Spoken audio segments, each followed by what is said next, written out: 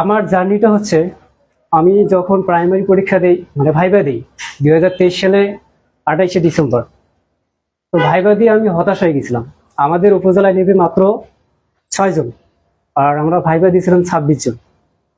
সেখানে আমি মানে অনেক গুঞ্জন শুনছিলাম যে অনেক ডিভাইস পার্টি এবার মানে অ্যাটেন্ড করছিল। তো আমি সেখানে যে মানে আমি হতাশ যে আমার চাকরিটা হবে না এটাও, কারণ ওইটা আমার দ্বিতীয় ভাইবা ছিল প্রাইমারি। আর ওই প্রাইমারি শেষ ভাইবা সহ আমার ভাইবা ছিল 13টা। তখন আমি মানে খুবই হতাশ। তো জেনারেল লাইনে 13টা ভাইবা। জানেন ভাই, তো ফেসবুকে একদিন আমি ঢুকলাম, ঢুকে দেখতেছি প্রত্যয়ন ষাটলিপি। আমি বললাম যে প্রত্যয়ন ষাটলিপিটা ওরা কোথায়। আমি সাথে সাথে নক করি, নক করার সাথে ওখানে বললাম যে ভাই এটা কোন জায়গায়। তখন বলছে খামার মোড়। আমি পরের দিনেই মানে রাতে নক করছি, পরের দিন সন্ধ্যায় 7টার দিকে হবে। আমার সাথে আরো একটা ছোট ভাই ছিল, ওকে নিয়ে আমি মাহাদি ভাইয়ের সঙ্গে দেখা করি এবং তিনি আমার গল্পটা শোনে। শোনার পরে ওই সময় আমার বয়স মানে চাকরির বয়স ছিল মাত্র 9 মাস, আর চাকরির বয়স বাকি ছিল মাত্র 9 মাস। মানে আমি মনে হয় যে মরে যাই যে আমি তো কোম্পানি চাকরি করতে পারবো না, আর অন্য কোনো চাকরি মানে কোম্পানির দিকে যাওয়া আমার পক্ষে সম্ভব না। তো ভাইকে আমি আমার সেই গল্পটা বলি যে ভাই এরকম অবস্থা, আমার কি করা যায়। কারণ এর আগে আমার দেখছি আমার সাথে যে যারা প্রিপারেশন নিছে, আমার ফ্রেন্ডরা যারা মানে টেকনিক্যাল লাইনে ছিল, ওরা আমার মানে গ্রুপে আমরা একসঙ্গে আমি পরীক্ষা দিতাম, ফার্স্ট হইতাম। ওরা এমসিকিউ ফার্স্ট হইতেন। হ্যাঁ, ওরা আমার দেখে মানে জ্বলতো যে তুই এত পারিস। মানে ওই সময় যখন আমি ভাইবা দিই তখন ওদের কেবল প্রিপারেশন শুরু, যারা টেকনিক্যালে যায় মানে কম্পিউটার লাইনে আছে। কিছুদিন পরে দেখি ওদের মানে 2-3টা করে ওরা চাকরি চেঞ্জ করলো। মানে ওদের স্ট্যাটাস দেখে আমি আরো হতাশ। মানে যখনই ওদের স্ট্যাটাস দেখি মানে আমার কলিজা ছিঁড়ে যায় যে আমি এতগুলো ভাইবা দিলাম, আমার চাকরি হচ্ছে না। আর ওরা এমসিকিউ বস, এমসিকিউ খুব ভালো পারতেন, যে কোনো পরীক্ষায় আপনি টিকতেন, কিন্তু আপনার চেয়ে যারা উইক দুর্বল স্টুডেন্ট তারা টেকনিক্যাল লাইনে এসে আপনার আগে চাকরি নিয়ে চলে যায়। তখন আপনি কি করলেন? আপনি এমসিকিউ থেকে সরে গিয়ে আপনি আবার টেকনিক্যাল লাইনে চলে আসলেন। আমি এটা বলে রাখি, আমি 45তম বিসিএস ঠিক ছিলাম, কিন্তু সময় না থাকার কারণে আমি রিটেনে যেতে পারিনি। ওখান থেকে মানে ব্যাক হয়ে আর মাহাদীপের সঙ্গে দেখা করে এখানে মাহাদীপের সাথে কথা বললাম। উনি বলল যে ভাই আপনাকে আমি আশ্বস্ত করতেছি, আপনার যেহেতু প্রিপারেশন ভালো আছে, আপনার খুব দ্রুত চাকরি হবে। আপনি টাইপটা শেখেন আর রিটেনটা একটু ভালো করে পড়েন।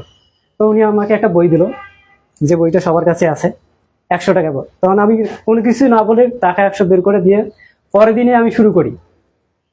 এবং সকাল 8টার দিকে আসতাম, এসে দুপুর 12টা 12:30 পর্যন্ত আমরা টাইপ করতাম 2 জন।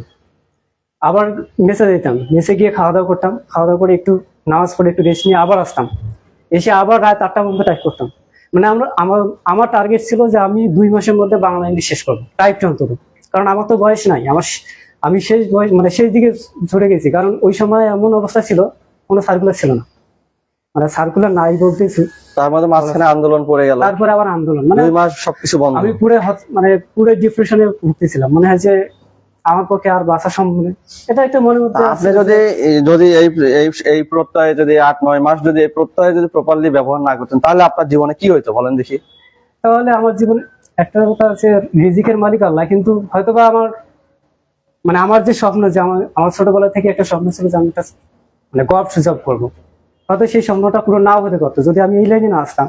মানে আমার এই টেকনিকটা না খাটে যদি আসতাম, তো হয়তো উপর আল্লাহ চাইছিল যে না, তুমি এইদিকে যাও, এটাই তোমার ভালো রাস্তা।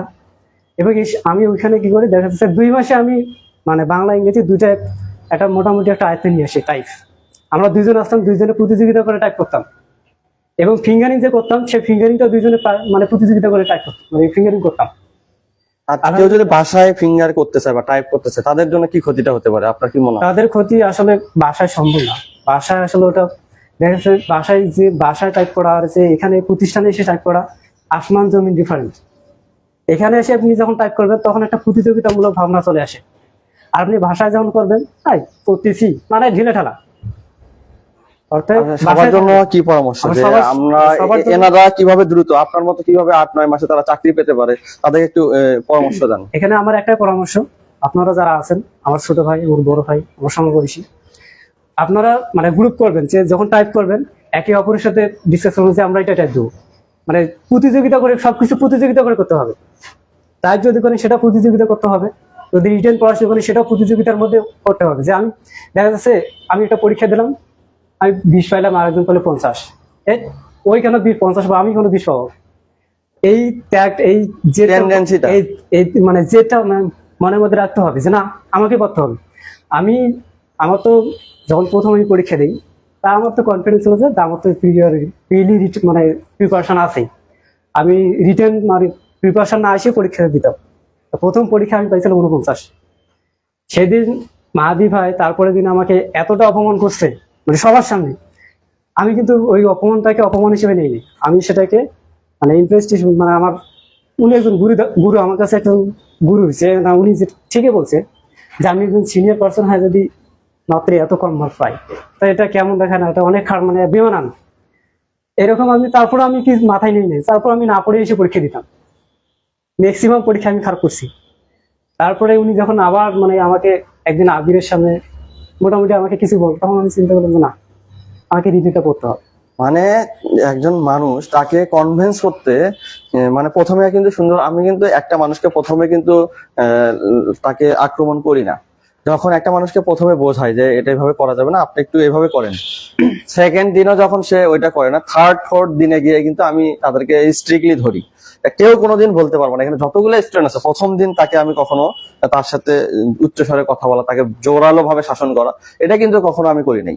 আমি যেটা চেষ্টা করছি, একটা মানুষকে প্রথমে কিন্তু নিউট্রালি বোঝানোর চেষ্টা করি, যখন বুঝে না তখন লাস্ট মুহূর্তে আমি আমার যেটা করণীয় থাকে যে ও যদি এভাবে চলে 2 বছরে ওর চাকরি হবে না, তাহলে ওকে কি করতে হবে, ওকে স্ট্রিক্টলি আঘাত করতে হবে। হয় এই আঘাতের জবাবে সে ভালো পড়াশোনা করে আসবে, না হলে সে প্রত্যয় ছেড়ে দিয়ে সে তার আত্মকর্মসংস্থান, হয় সে এনজিও তে চাকরি করবে, না হলে সে রিক্সা চালাবে, না হলে সে যে কোনো ভাবে হোক সে তার কর্মসংস্থান তৈরি করবে। কিন্তু এভাবে যদি সে এখানে থাকে, তাহলে আমার প্রতিষ্ঠানের লক্ষ্য হলো একটা স্টুডেন্টকে 8 থেকে 10-12 মাসের মধ্যে তাকে সরকারি চাকরিতে নিয়ে যাওয়া। কিন্তু ওই যে স্টুডেন্ট গুলা প্রপার ওয়েতে চলবে না, আমি কিন্তু খুব সীমিত স্টুডেন্ট ভর্তি নেই, আমি কিন্তু আহামরি অনেক স্টুডেন্ট ভর্তি নেই না।